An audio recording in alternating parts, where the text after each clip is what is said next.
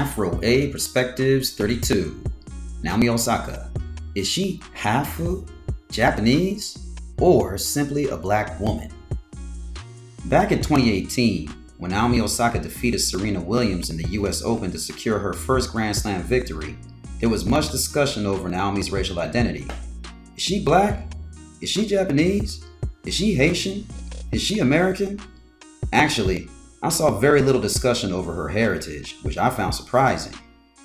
In recent years, there have been other black Japanese standouts, such as Ariana Miyamoto, who in 2015 received her share of media attention following her nomination as Miss Japan and her subsequent appearance in the internationally televised Miss Universe pageant. Or Rui Hachimura, who was named to the 2020 All-NBA second team.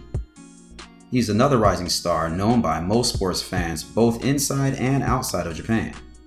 Since I spent much of my youth on the basketball court, it is easy for me to cheer for the young brother from Toyama and Miss Miyamoto too. However, I feel a special kinship with Naomi Osaka because unlike Rui and Ariana, who were both born and raised in Japan, the Osaka family moved to the United States while the two girls, Mari and Naomi, were still small children.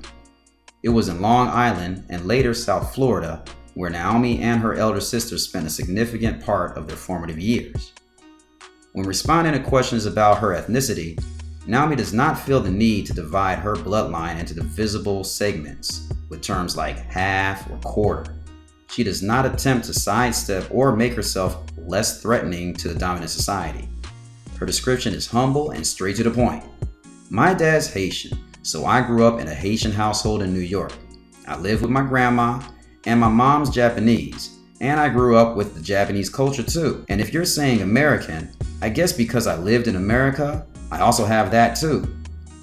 Please notice her repeated usage of the word too, which denotes synergy and confluence rather than limitations implied by the divisive phrases above. Think about it. How can a person occupy only half of or a quarter of a race? However, there are people of mixed race ancestry who disagree. It is no secret that Tiger Woods has coined special terminology to explain his ethnic composition. Tiger calls himself a Cablinasian, which is his own syllabic abbreviation for Caucasian, Black, American Indian, and Asian. Can we just chalk this up as Tiger saying, anything is better than being black? However, even though his father is clearly a black American, this is how Tiger chooses to describe himself to the media. Naomi, on the other hand, was quick to pay homage to her father's Haitian heritage. Is it not true that sometimes in life, the answer to the question is not A, B, or C, but rather all of the above? For black Asian kids growing up in the United States from early childhood, we are confronted with this racial identity dilemma, mostly by our friends. Although our situation may seem identical to people observing us from the outside, depending on which parent is black and the demographics of the neighborhood where a child is living, this may not be so. The first time I met a black Japanese boy whose mother was black and father was Japanese, I realized how different his experience was from those of us with black fathers. An even bigger surprise were the kids who resembled me but somehow made the decision to identify as white. Now, if they were asked about their racial identity, they might have responded with mixed race or half this and half that, but by their demeanor, speech patterns, friends, etc., it was clear that they had nothing to do with black folks. And this is okay, it was just confusing. Believe it or not, many of them were just as puzzled by my black demeanor, speech patterns, and almost exclusively black friends. In the mid-90s, when the golden age of hip-hop was at its apex, never was there a cooler time to be black. Back then, a few of my Asian black brethren from the childhood called me and expressed a desire to link up. Being in town during the semester breaks from university, I would oftentimes stop by to watch ball games with them over a few beers. Although I remember these moments as good times, I soon realized a few of them had an ulterior motive for hanging out with me. They wanted to break the code on how to be black.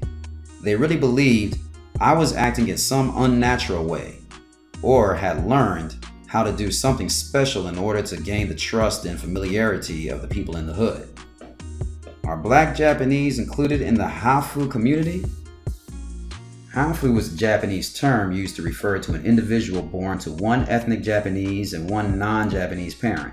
A loan word from English, the term literally means half and is a reference to the individual's non-Japanese heritage. The overwhelming majority of people who identify as half have a white parent in the mix. Some notable actresses who received media attention are Haley Kyoko Alcroft, Minami Beiges, and Nicole Bloom. There are social media groups among the various platforms with Haafu in their name. Following Naomi's victory over Serena in 2018, in my celebratory post, I remember getting attacked on one of these sites after I referred to Ms. Osaka as a black woman. One of the people who took exception was a white woman with Japanese grandparents. She expressed outrage because she claimed Naomi was not black, she was a Haafu like her. In the DM I received, the lady actually accused me of being a racist. This prompted me to find out more information. I wanted to know why she felt so close to the tennis star. It turns out this woman was raised in a small town in the rural Midwest of the United States.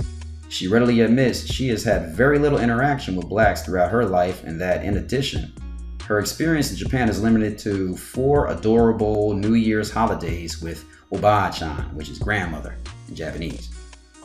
Understanding this, I simply stated the obvious, which was that she has absolutely nothing in common with Naomi Osaka, and definitely less than the average black woman.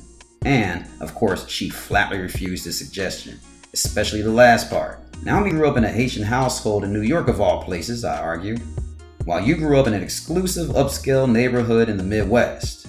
Okay, I admit it, the real reason the lady became very angry and called me a racist was due to my final comment. Basically, you're just a white woman who can use chopsticks. While my words were far from flattering, does any of it qualify as racism? Or is it just another Karen out in the wilderness attempting to exercise her "I'm white and I say so" privilege? For me, the idea of being half of a race has always been akin to derogatory slave terminology like mulatto, quadroon, or octoroon. It was not until I reached well into adulthood and traveled to the Caribbean and the continent of Africa when I realized it was the belief in such ideology and the associated pejorative terms which were behind the tendency for my Asian black buddies to gravitate towards white social circles, as well as why a white woman living out in the sticks must insist Naomi is not a black woman in order to believe she shares something in common with her. This color-coded caste system, which is based on bloodlines as well as complexion, is very strict in some countries of Africa, India, and the islands in the West Indies.